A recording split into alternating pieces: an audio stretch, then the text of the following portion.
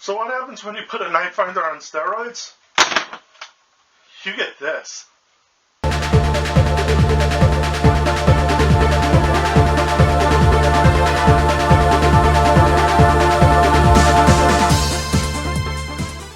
What's up, YouTube? Graver here, and I am here to bring you my review and my thoughts on this, the Nerf Mega Hotshock. Now, what the Hotshock is basically the mega equivalent of the Night Finder, depending on how old school you are, or the Fire Strike, depending on how new to the hobby you are.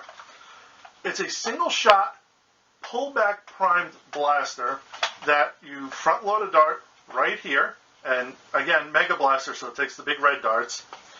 You load it in the front, pull back the priming handle, and you fire.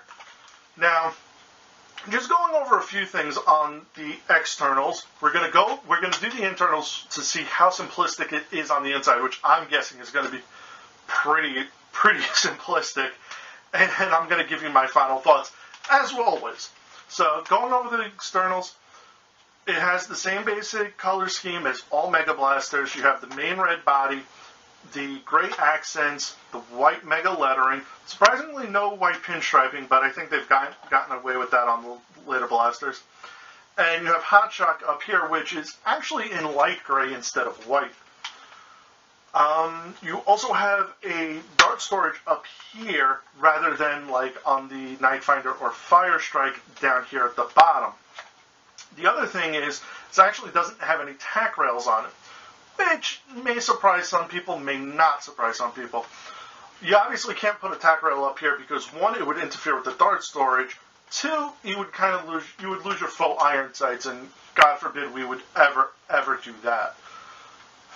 It does look like down here it would have been the ideal spot for a tack rail, which I'm honestly surprised they didn't go with, because it is kind of contoured to it, although I did try, because here I have my Retaliator foregrip. It's actually too wide to fit any end strike accessories, so it was a little thicker than I guess what they were planning. Maybe that's why they didn't do it, or they just decided we're not going to do the tack rail there. But for whatever reason, that's that. So that's really everything on the outside of the blaster. Going to go to the internals of this, and then I'll give you my final thoughts. Okay, so for sake of time, I've actually already unscrewed everything, and I threw everything in this little container here. All the screws are the same size, so you really don't have to worry about figuring out which one goes where, so that's fine with that. So let's get this guy separated. And just as I figured, this is the most simplest thing possible to work with. You have a catch, plunger rod, plunger, barrel, and trigger. That's it. So here we have the trigger, or the plunger system, which is kind of interesting, I must say. The catch is, the way it's just built in is kind of like surprising. Now, I can see one issue here, and that is the plunger head. There's really no way to pop it off. So doing a spring replacement is going to be kind of tricky. Or, hell, getting the catch off is going to be kind of tricky. Because there's no way to really take any of that apart. But we'll cross that bridge when we get to it. Hint, hint, hint. The really cool thing is, the shell of the blaster actually comes apart very, very nicely. So for painting, it's going to be really cool. So if you want to just do, let's say you just want to paint the red only, and keep all the gray together, the gray pieces all come apart nicely, so you can put those aside and just do what you got to with the reds. That's actually really, really nice. The plunger assembly itself is, oh, Hasbro, I love you. This just unclicks, which is going to be phenomenal. And we're going into an episode of Back to Basics, which is, this will be getting a modification guide on that. So stay tuned for that. And really, that's everything on the Hotshock. The very simple internals, very, very simple internals. So that's it for this. I'm going to put this thing back together. I'm going to give you my final thoughts, and hint, they're going to be positive. Okay, so my final thoughts on the Hotshock. I really like it. I wanted something from Mega that was very Nightfinder or Fire Strike-esque-ish. They had the Big Shock, which was basically just the Mega Jolt, which I was not happy with. I never really got one because I'm really tired of Jolts. I was happy when I saw this. Now, there are a few things about this that aren't my favorite things, but they're very minuscule as to the potential of this. One, the potential, I absolutely love it, because you have so much possibilities with this. One, you can keep it as is, upgrade springs, just do whatever you want to internally. You can rebarrel this for an IC blaster. You can do a very, very nice and clean paint jobs on these. The contentions I do have with it are kind of very minor. One being the dart holder.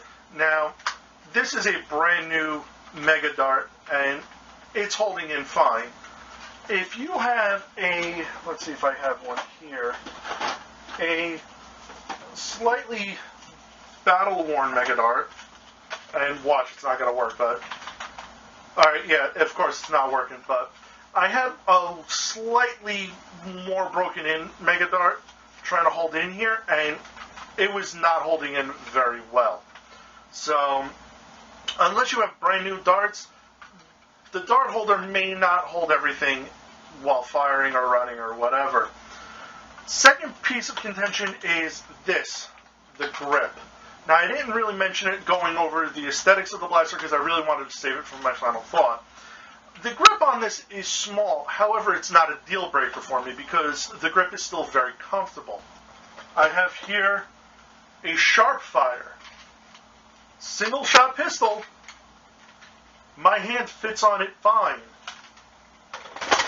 Why they decided to take off like 1.5 inches of plastic on this, I don't know. If they added to it, it wouldn't have ruined the profile of the blaster. In fact, I think it would have made it a little bit better. But it's not uncomfortable though. So that's what's like kind of like, it's not uncomfortable, but it's annoying. I don't know if I'm explaining that right or not, but it feels weird, but at the same time it's not bothersome. It's just, why didn't you just make a full handle? The last thing I have is the priming handle. And as I mentioned, there is the Big Shock, which is the Mega Jolt. This priming bar is a Jolt priming style bar. Why did you do this, Hasbro? You have things like the Dual Strike, the Fire Strike, the Nightfinder, all had a keyring pull that you could use for it. This is very small. My fingers barely fit on this. And while, yes, I can still prime it no problem, you could have just put the keyring on there. Which is, once I get down to it, is what I'm going to be doing on this, is I'm going to be putting a keyring on here. But overall, that's really it for the Mega Hotshock. Again, these are probably going to be best found at any local Big Lots, or you can try looking for them online. Thank you again, Beaker, for finding this for me, dude. I truly, truly, truly appreciate it. So, that's it for this episode. If you like this video, throw me a like and subscribe. Leave me a comment down below. Let me know what you think of the Hotshock. Is this something you may want? Is this something that you can see a good deal of potential in modifying with? Let me know in the comments down below. And that's really it for me. So thank you again for watching, and I will see you guys next time. Later.